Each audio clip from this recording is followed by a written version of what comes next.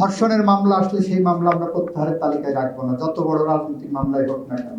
আর কিছু জায়গা আছে মাদকের মামলার ক্ষেত্রে, সেখানে আমরা অনেক বেশি সতর্কতার সাথে দেখছি। সঠিকভাবে সাংবিধানিক অধিকার রক্ষায় বিগত 16-17 বছর সময় ব্যর্থ হয়েছে। সুতরাং সেই জায়গা থেকে কিভাবে ঘুরে দাঁড়ানো দরকার, মাহমুদ ভাইকে বলবো আপনারা সেই জায়গাটা একটু অ্যাডজাস্ট করার চেষ্টা করবেন। আমরা আপনাদের যে কোনো সমালোচনাকে আমাদের চলার পথের গাইডলাইন হিসাবে গ্রহণ করতে স্বাচ্ছন্দ্য বোধ করব। আজকে আমাকে একটু আগে অধিকারের পক্ষ থেকে অ্যাটেনশন নিয়ে আসা হলো, আমার দেশ পত্রিকায় একটা রিপোর্ট হয়েছে, চট্টগ্রামে জুলাই বিপ্লব করতে যে হাত পা হারানো 8 জন মানুষ, তারা আবার মিথ্যা মামলায় ভোগান্তির শিকার হচ্ছে।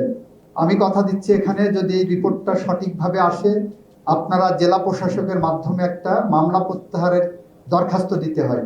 ওই দরখাস্ত স্বরাষ্ট্র মন্ত্রণালয় হয়ে আমার পর্যন্ত আসবে। আমার নেতৃত্বে একটা কমিটি আছে, ওই কমিটি চূড়ান্তভাবে অনুমোদন দেবে। আমি কথা দিচ্ছি 8টা মামলায় আমি প্রত্যাহার করার জন্য যা যা করণীয় আয়োজন করব। শুধুমাত্র কাগজগুলো একটু পৌঁছে দেওয়ার ব্যবস্থা করবেন। আমরা যেহেতু একটা প্রক্রিয়ার মধ্যে যাচ্ছি, এই প্রক্রিয়ার মধ্যে যে দেশ জুড়ে যে কোনো কেনাকাটায় 10,000 টাকার বেশি অফার, তাই পেমেন্ট মানে বিকাশ। অনেক সময় দেখা যাচ্ছে যে আমরা ভুল তথ্য পাচ্ছি। আমি গত পরশুদিনের একটা মিটিং আমার জেলার থেকে 5টা মামলা প্রত্যাহারের জন্য আসছে, তার 3টা মামলায় আমি পার্সোনালি জানি এটা রাজনৈতিক মামলা না, কিন্তু ওখানকার স্থানীয় নেতারা বলছেন, কোন দল আমি বলছি না, তারা সার্টিফিকেট দিচ্ছেন যে এটা রাজনৈতিক মামলা।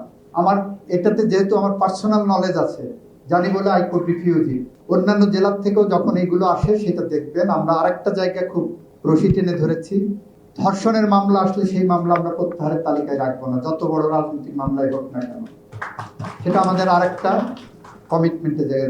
আর কিছু জায়গা আছে মাদকের মামলার ক্ষেত্রে, সেখানে আমরা অনেক বেশি সতর্কতার সাথে দেখছি। ওই সময় দেখা গেছে বিরোধী রাজনৈতিক কর্মী দেখছেন, পুলিশ যে তার পকেটে 2টা পুড়িয়া ঢুকাই দিয়ে কয়েকটা ফেন্সিডিল বা ইয়াবা ঢুকাই দিয়ে মামলা দিয়ে দিয়েছে।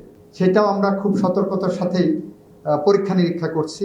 তো মাহমুদ ভাইকে বলবো, আমাকে যদি আপনার রিপোর্টারকে একটু বলেন এই 8 জনের ব্যাপারে যত দ্রুত সম্ভব হোম মিনিস্ট্রির মাধ্যমে এটা আমাকে পাঠালে আমি নেক্সট মিটিং এটা প্রত্যাহারের ব্যবস্থা করব।